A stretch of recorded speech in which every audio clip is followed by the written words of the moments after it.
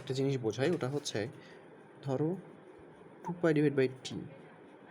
So কারণ ধরো টি এর মান জানি 1/f, তাহলে এখানে যদি আমরা এই মানটা এখানে ইনপুট করি তাহলে দাঁড়াবে f।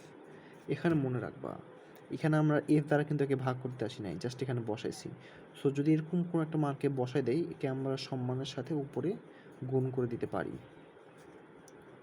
2πf হয়ে যাবে, আর নিচে 1 ছিল 1 বা সমান 2πf। যদি আমরা এরকম করতাম যে 5/4 ছিল, একে আমরা ভাগ করলাম 2 দ্বারা, তাহলে কিন্তু বিষয়টা একটু ডিফারেন্ট হয়ে যেত। 2 দ্বারা ভাগ মানে 2 হওয়ার কিন্তু একটা এক থাকে। এখন এটাকে উল্টা দিলে এরকম দাঁড়াবে বিষয়টা,